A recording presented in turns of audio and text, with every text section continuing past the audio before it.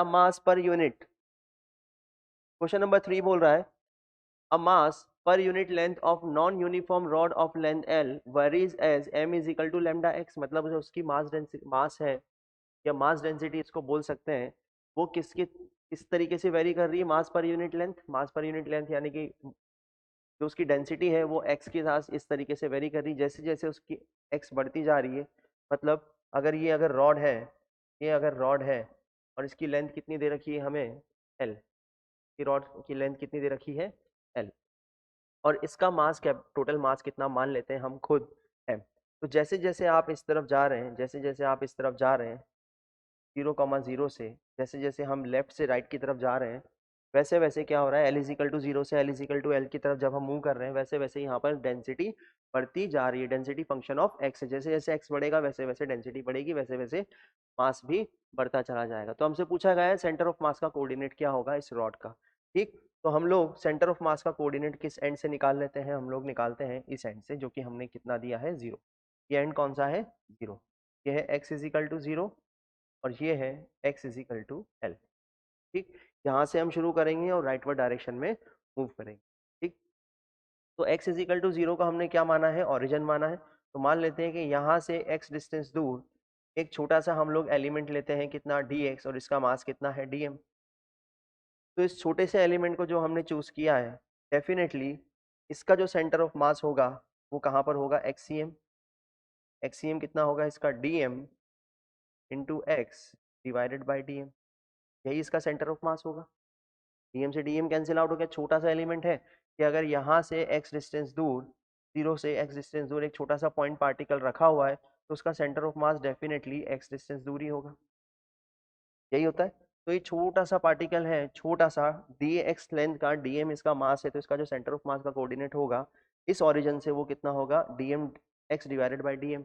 और डीएम से डीएम तो कैंसिल आउट हो जाएगा, तो एक्स ही आना है, डेफिनेटली आना है। ठीक, चलिए अब क्योंकि हमें यहाँ पर पूरी रॉड का क्या चाहिए, सेंटर ऑफ मास चाहिए, तो हमें क्या करना होगा, इंटीग्रेशन। दोनों को क्या कर देते हैं, इंटीग्रेट कर देते हैं। ठीक, दोनों को हम क्या कर देते हैं, इंटीग्रेट कर देते हैं। क्या आ जाएगा, देखो x c m is equal to d m x divided by, अगर मैं यहाँ पर इंटीग्रेशन करूँ डीएम का, छोटे छोटे छोटे छोटे डीएम मास, छोटे छोटे डीएम मास, छोटे छोटे डीएम मास, तो सारे के सारे डीएम डीएम डीएम डीएम मिलके क्या बन जाएंगे, एम। ये आ गई हमारी इक्वेशन नंबर 1। ये आ जाएगा total mass of the rod. ठीक, चलिए तो हमारा लेमडा कितना है, लेमडा अगर मैं मान, सॉरी, रो अगर मैं लूँ, रो क्या है यहाँ पर, डेंसिटी, वो कितनी आ जाएगी, लेमडा एक्स। डेंसिटी कितनी है, लेमडा एक्स। तो डीएम की वैल्यू कितनी आई, DM is equal to, DM मतलब छोटा सा मास, वो कितना आया, लेमडा एक्स। यानी कि अगर मैं इसको ऐसे लिखूँ तो ये हो जाएगा रो इंटू डी एक्स। यानी कि डीएम जो कैलकुलेट होकर के आया वो कितना आया, lambda x into D x. ठीक, और अगर मैं पूरा का पूरा मास निकालना चाहूँ तो कैसे निकालूंगा, डीएम को इंटीग्रेट करूंगा तो कितना आ जाएगा, ये integration lambda x D x, कहाँ से कहाँ तक, 0 से लेकर के एल तक, एक्स इजिकल टू 0 से एक्स इजिकल टू एल तक। ठीक, तो ये हमारा क्या आ रहा है, छोटे छोटे छोटे छोटे मासेस को अगर मैं जोड़ता चलूँ तो मेरे पास टोटल मास आ जाएगा। वो टोटल मास कितना होगा, एम इजिकल टू लेमडा, ये कितना हो जाएगा, divided by 2 x square 0 to l. तो मास कितना आ गया, मास आ गया, मास कितना आ गया, lambda l square divided by 2। मास कितना आ गया, lambda l square divided by 2। ये हमारी डेंसिटी थी। डी हमने लिखा लेमडा डी एक्स, ये हो जाएगा लेमडा एक्स डी एक्स। ठीक, और उसको हमने 0 से लेकर के एल तक डिफरेंश इंटीग्रेट किया, तो ये हो जाएगा lambda divided by 2 L square. ये मास हमारा आ गया, total mass of the rod.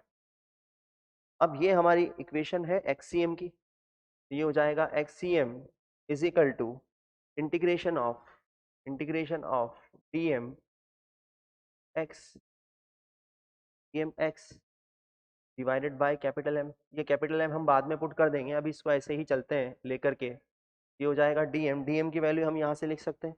DM की वैल्यू कितनी है, डीएम की वैल्यू है लेमडा एक्स डी एक्स, और ये हो जाएगा एक्स डिवाइडेड बाई एम।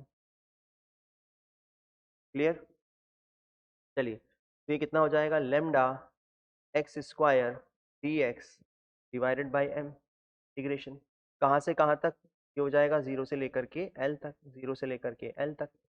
ठीक, तो ये कितना हो जाएगा? ये हो जाएगा lambda divided by m x cube, ये हो जाएगा 3, ये हो जाएगा 0 से लेकर के एल। क्लियर? तो एक्सीएम कितना आया? XCM is equal to lambda divided by 3m, ये हो जाएगा एल क्यूब। अब क्या यहाँ पर मैं m की वैल्यू पुट कर दूं? यस, मैं यहाँ पर m की वैल्यू पुट कर देता हूँ। तो एक्सीएम इज इक्वल टू हो जाएगा lambda L cube divided by 3, और m की वैल्यू ये रही। m की वैल्यू कितनी है? m की वैल्यू है lambda l square to 2। Clear? Lambda से लेमडा कैंसिल आउट हो जाएगा, एक एल से एक एल, टू एल स्क्वायर से एल क्यूब, कितना बचेगा? एल। तो कितना हो जाएगा? 2l divided by. तो इस तरीके से हमें इस क्वेश्चन को सॉल्व किया, स्टेप बाय स्टेप इसको क्या किया, ब्रेक किया। सबसे पहले हमने बेसिक कॉन्सेप्ट लिखा, उसके बाद हमने देखा कि नीचे जो है वो डीएम का इंटीग्रेशन है, जो टोटल मास आना है, टोटल मास हमने कैलकुलेट करके निकालना है। उसके बाद इस इक्वेशन में हमने लिखा डीएम एक्स जो है वो छोटे से एलिमेंट का सेंटर ऑफ मास का कोऑर्डिनेट था, हमें पूरा का पूरा रॉड का सेंटर ऑफ मास था, तो हमने इंटीग्रेशन किया, डीएम की वैल्यू रखी, और फाइनली जो रिजल्ट आया उसमें एम की वैल्यू यहाँ से पुट करके रिजल्ट निकाल लिया। तो इस तरीके से इस क्वेश्चन को जो है हमें ब्रेक करके सॉल्व करना है।